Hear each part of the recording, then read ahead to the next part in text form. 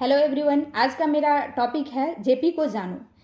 Topic की शुरुआत हम करते हैं 11 अक्टूबर 1902 से, जहां एक महान नेता जयप्रकाश का जन्म सीताब दियारा, सारण जिला, घाघरा नदी के तट पर स्थित जन्म होता है। इसके बाद उनकी शुरुआती पढ़ाई पटना कॉलेजिएट से होती है। 1918 ईस्वी में उनकी शादी प्रभावती देवी से हुआ। इसके बाद वो उच्च शिक्षा के लिए 1922 में यूनिवर्सिटी ऑफ कैलिफोर्निया चले गए। कैलिफोर्निया में अपनी पढ़ाई पूरा कर रहे थे, तब तक प्रभावती देवी महात्मा गांधी के साथ साबरमती आश्रम में राजनीति की शिक्षा ग्रहण कर रही थी।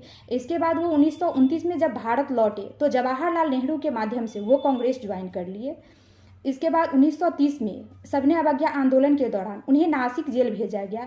नासिक जेल में उनका मुलाकात समाजवादी विचारधारा के नेता, वामपंथी विचारधारा के नेता राम मनोहर लोहिया, अच्युत पटवर्धन, एन.के. सिंह, दांतेवाला जैसे महान नेताओं से हुई। इसके बाद निकलने के बाद उन्होंने नासिक जेल से निकलने के बाद उन्होंने कांग्रेस सोशलिस्ट पार्टी का गठन 1934 में किए।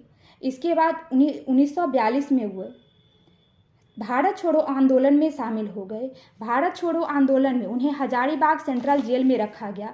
हजारीबाग सेंट्रल जेल से वो 9 नवंबर 1942 को भागकर नेपाल की तराई में चले गए, जहां नेपाल से भागकर नेपाल जाकर उन्होंने आज़ाद दास्ता का गठन किया। इसके बाद फिर 1943 में उन्हें गिरफ्तार कर भारत ले आया गया। इसके बाद उन्हें लाहौर जेल में बंद करके रखा गया। इसके बाद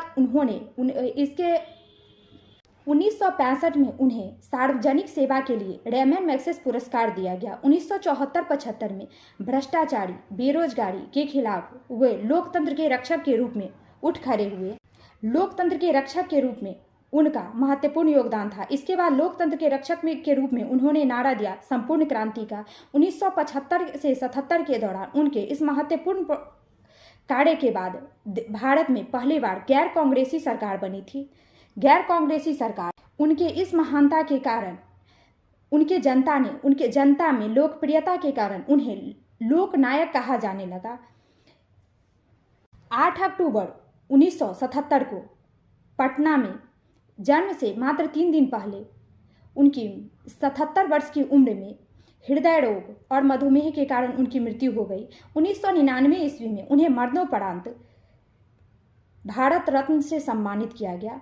और मैं एक चीज़ बताना भूल गई हूँ बीच में, कि जब वो विदेश में थे, उच्च शिक्षा ग्रहण कर रहे थे, तो उनकी पढ़ाई का खर्च नहीं उठ पाने के कारण उन्होंने अंगूर तोड़ने, फैक्ट्री में काम करने, बर्तन धोने तक का काम किया।